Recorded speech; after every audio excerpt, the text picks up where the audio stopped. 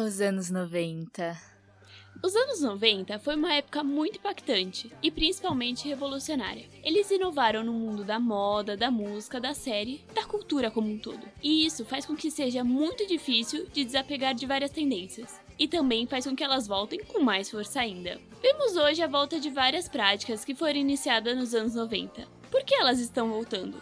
O que de tão revolucionário teve essa década? Eu sou Sofia Aguiar, diretora do Sala 33. O núcleo de cultura da Jornalismo Júnior. Oi, gente, eu sou a Luana Benedito. Eu sou o Vitor Aguiar. E eu sou a Beatriz Saraiva. E agora vamos curtir essa vibe dos anos 90.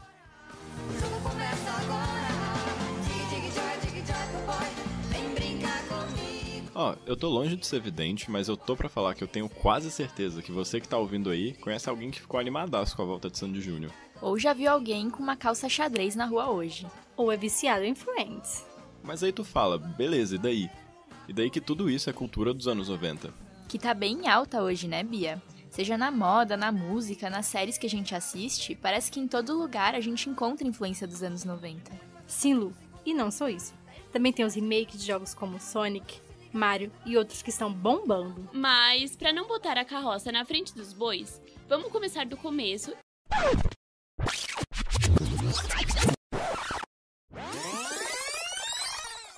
E falar da dupla, que pra uns faz sorrir e pra outros faz chorar. Claro que tô falando de Sandy Júnior.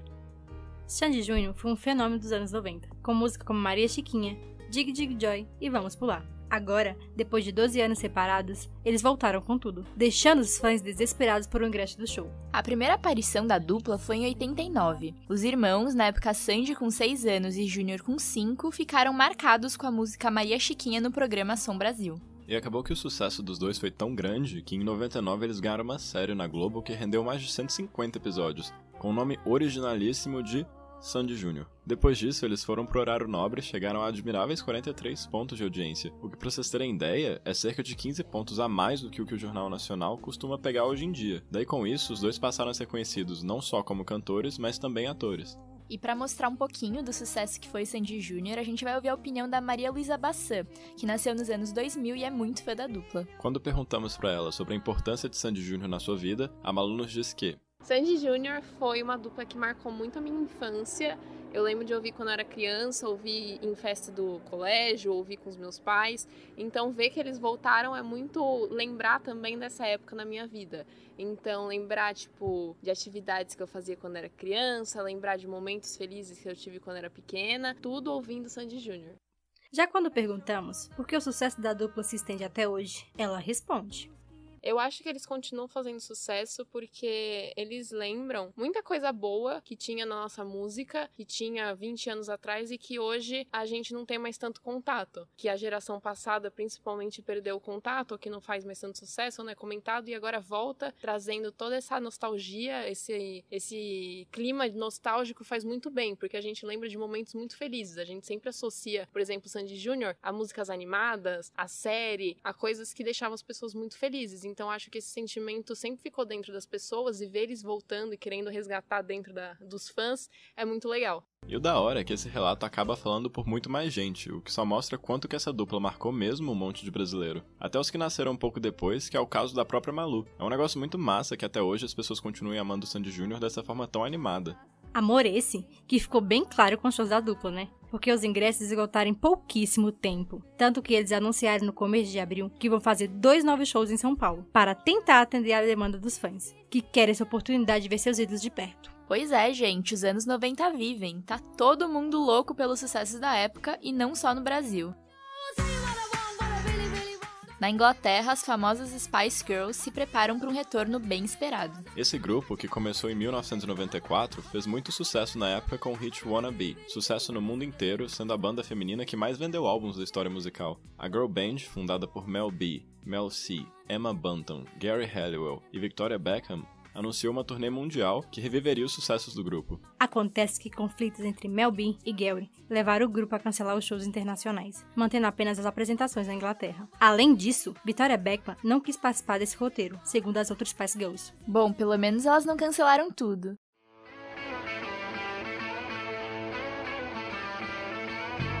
Outro elemento dessa cultura noventista que tá forte aí é Friends, né? Pra quem não sabe, embora a essa altura isso seja meio raridade, Friends é uma série que se passa em Nova York, nos anos 90, que acompanha a vida de 6 amigos. Seus trabalhos, seus namoros, brigas, enfim, tudo.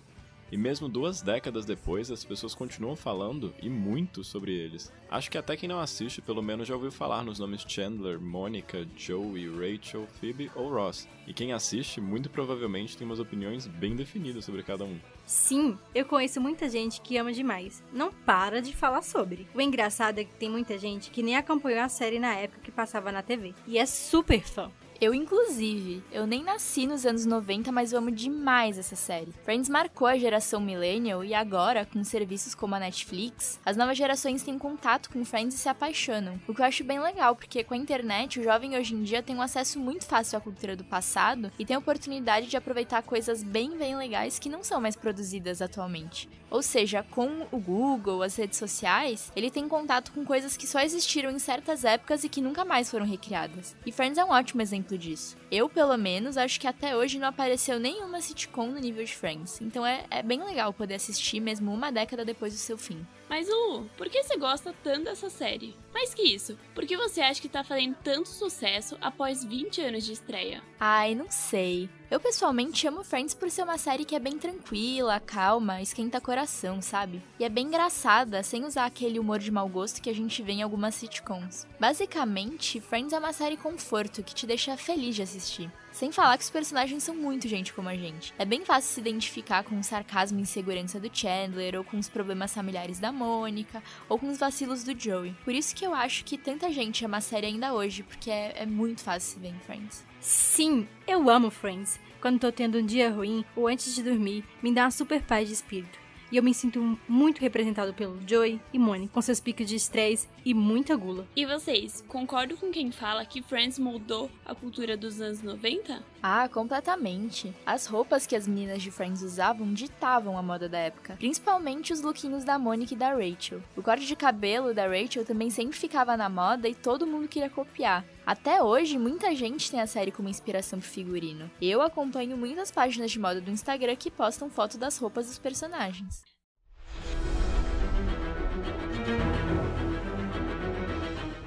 Aproveitando esse gancho, vamos falar sobre outra série dos anos 90 que voltou para a atenção do público. O Mundo Sombrio de Sabrina. Vocês conhecem? Sim. Ah, eu tô ligado. É outra série que era bem famosa na época, mas com o nome de Sabrina, Aprendiz de Feiticeira. Aí agora tá voltando com o remake da Netflix. Pra quem não conhece, a série original é uma comédia que fala sobre essa adolescente que é bruxa e que tem que aprender a controlar os poderes dela, além de esconder eles dos colegas, porque, né, não tamo em Harry Potter. E quem acompanha ela nisso tudo é o Salem, que é um gato preto falante gente finíssima.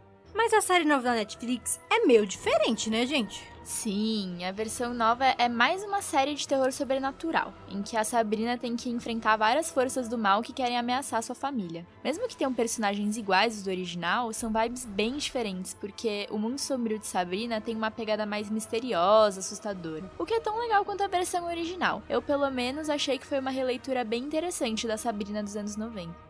Mas na real mesmo, apesar dessa mudança no gênero do negócio, a maior diferença que eu vejo nessa releitura é a do gato, o Salem. O gato da sitcom lá dos anos 90 acaba sendo engraçado por não ser tão realista. Parece aqueles gatos que a gente compra no centro da cidade e usa de enfeite em casa, sabe? Mas esse gato do remake é bem mais realista, então acaba contribuindo pra esse ar mais de suspense. É mesmo. Eu acho que essa série é um exemplo bem claro de que os anos 90 estão voltando cada vez mais forte. Muita gente tá assistindo Sabrina porque gostava muito da comédia original e ficou curioso para saber como a nova produção interpretou a primeira versão. E essa série nova fez muito sucesso. Teve muitos elogios da críticas e ganhou uma segunda temporada, que aliás foi lançada agora em abril. Sim, os anos 90 estão com muita força na TV.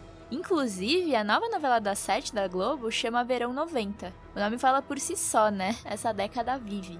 Pior que tem uma porrada de coisa mesmo, viu? E dá pra ficar muito tempo dando exemplos. Mas a gente tem que avançar, né?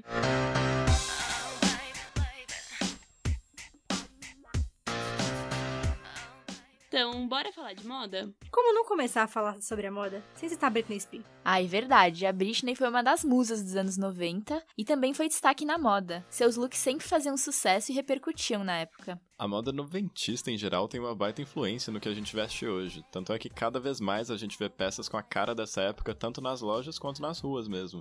Um baita exemplo é o xadrez, um negócio bem característico dos anos 90 e que uma pá de gente usa frequentemente no dia a dia agora, seja como calça, saia, blusa ou sei lá o que. Sim, e o xadrez é bem anos 90. A roupa da Cher, por exemplo, no filme Clueless é ícone da época. Mas nem por isso essa estampa tava só no filme das Patricinhas também. A moda grunge, mais alternativa, pegou uma boa parte dos anos 90 e também adotava muito esse estilo. Se eu falar aqui que eu não queria umas roupas que nem a do Kurt Cobain, eu vou estar mentindo. Eu aposto que eu não sou o único. As calças rasgadas da moda grunge também aparecem muito hoje. É mais fácil achar calças rasgadas, jeans, nas lojas de departamento do que o normal. Verdade. Aliás, outro exemplo de roupa dos anos 90 que me vem na cabeça agora é o daquelas blusas de alcinha bem fininha que um monte de gente usa hoje. Na época, esse tipo de corte era bem fácil de encontrar entre as atrizes e modelos mais famosas de Hollywood, que nem a Winona Ryder, a Kate Moss ou a Naomi Campbell. Calça de cintura alta, macacão, cropped, tem exemplo até dizer chega. Realmente, essas roupas estão bem na moda. Mas tem mais coisa, viu? Muitos acessórios dos anos 90, que antes eram considerados bregas, agora estão bem em alta. As pochetes e gargantilhas, por exemplo, antes eram bem zoados pelos mais velhos que relembravam essas coisas com deboche. A minha mãe, por exemplo, dá risada quando ela lembra que usava pochete na rua. Ah, eu sou uma forte defensora de pochete. Elas são tão práticas no nosso dia a dia, principalmente pra sair.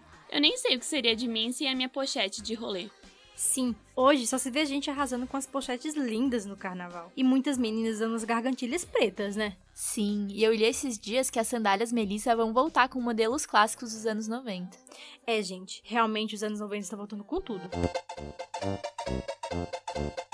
E o universo nerd também é anos 90.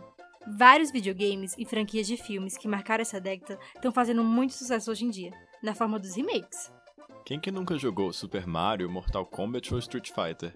Tudo anos 90. Esses três, e mais um monte de outros também, marcaram tanto o mundo dos jogos que remakes ou continuações deles são bem comuns, até porque fazem um baita sucesso tanto entre o público da época quanto entre o de hoje. Um exemplo de jogo dos anos 90 que tá voltando é Resident Evil. O game original foi lançado em 96 para PlayStation e é um dos jogos de terror mais conhecidos do mundo. Sim, o jogo no estilo sobrevivência fez muito sucesso e muita polêmica, por ser sombrio, violento e sangrento. Agora, em janeiro de 2019, foi lançado Resident Evil 2, uma versão moderna do jogo clássico. Mas se para uns os jogos de terror não tiveram tanta participação na infância, tem outros exemplos que praticamente todo mundo conhece. Sim, porque, gente, quando eu penso em jogo dos anos 90, eu não consigo ficar sem pensar em Crash. Sim, o Crash marcou as gerações posteriores. E em 2014, o lançamento dos remakes de 3 jogos da série causou muita euforia no mundo dos games. Inclusive, fez tanto sucesso que um outro remake já foi até confirmado, e tá pra ser lançado agora em junho desse ano. E eu tô aceitando de presente, inclusive. Isso só confirma mais ainda pra gente como a cultura dos anos 90 não só marcou aquela geração, como se estende pras novas com bastante influência.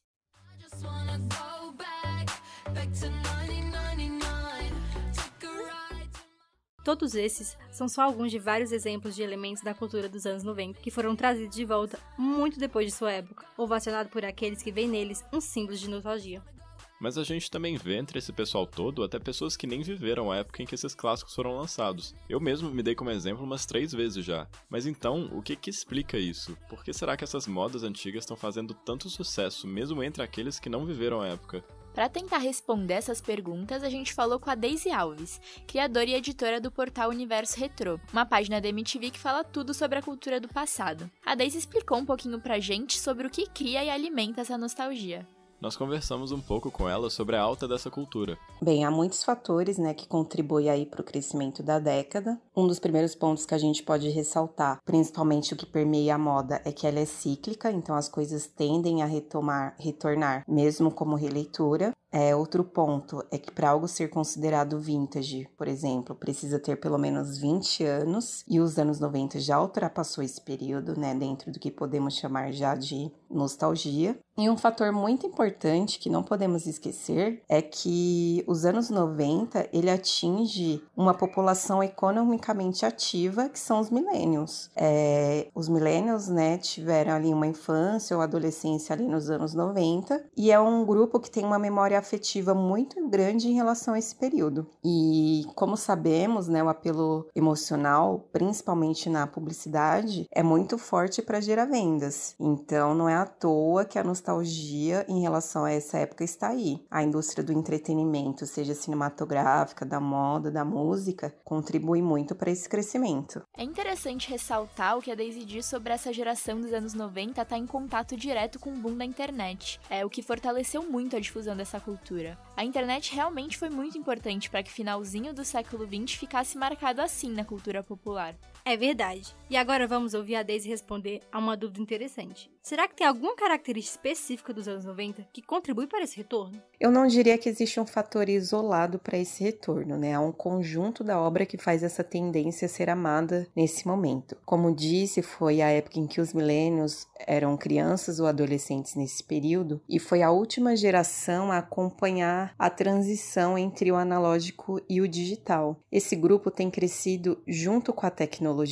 Então consegue comparar bem sobre como era a vida antes e depois da internet. Esse olhar sobre saber como era antes, tendo vivido nesse período de fato, deixa as pessoas muito mais saudosistas, né? Pois elas sabem que nunca mais vão poder viver aquilo como viveram de fato. É bem da hora esse comentário dela sobre o saudosismo. Sei lá, pensar que toda uma cultura pode ser moldada a partir da saudade que as pessoas sentem de uma determinada época, e que esse saudosismo pode até influenciar gerações que não viveram a época em questão.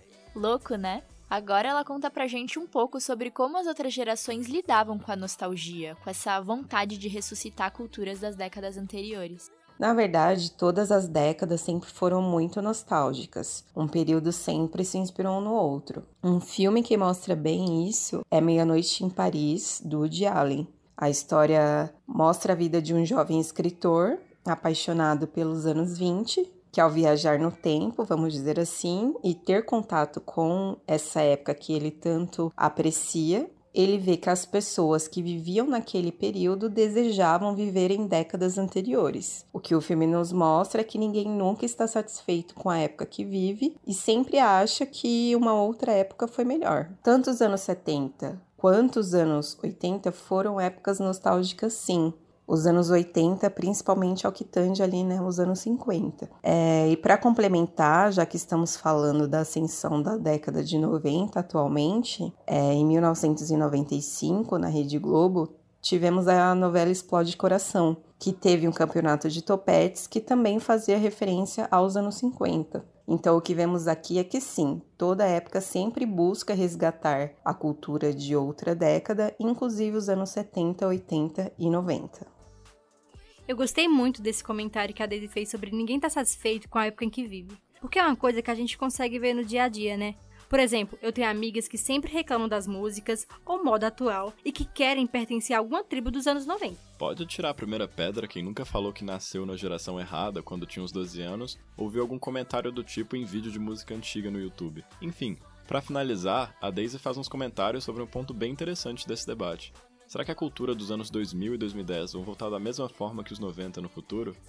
A nostalgia sobre o início do século XXI já está acontecendo. A gente já vê por aí em portais, em sites, matérias que destacam coisas que foram relevantes nos anos 2000. Existem playlists no Spotify também só sobre os anos 2000. Inclusive, uma delas tem mais de 6 milhões de seguidores. As buscas no Google sobre os anos 2000 ainda não são tão relevantes quanto os anos 80, por exemplo, mas já está aumentando a procura sobre música, desenhos, filmes e séries que marcaram essa época. Então, como falamos anteriormente, o ser humano é por si só saudosista e emocional. Então, todo momento presente no futuro vai se tornar um passado inesquecível. Então, com certeza, pelo que vemos da nossa história, as próximas gerações também serão nostálgicas. Nossa, é surreal pensar que a cultura dos anos 2000 já tá voltando com tanta força. Nem parece que já se passou tanto tempo assim, de forma a gerar essa nostalgia nas pessoas.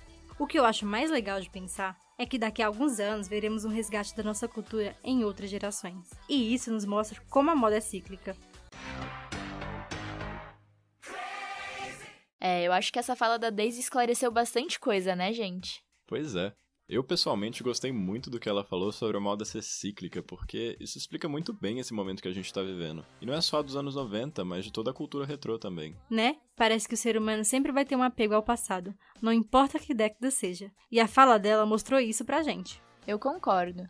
O tempo passa, mas o nosso apego emocional às coisas da infância, a nossa admiração pelo passado e pela cultura das outras décadas continua. E eu acho isso muito legal. Sim, mas com essa fala, infelizmente, vamos chegando ao final do podcast. Esperamos que vocês tenham gostado desse passeio com a gente pelos maravilhosos anos 90. E que tenham se interessado ainda mais por essa década marcante e o retorno dela nos dias de hoje. É isso, gente. Encerramos por aqui mais um podcast da Jota. Nos vemos no próximo podcast com repórteres do Arquibancada, Núcleo Esportivo da Jornalismo Júnior. E sigam a Jornalismo Júnior nas redes sociais e confiram as playlists do Spotify. Até mais!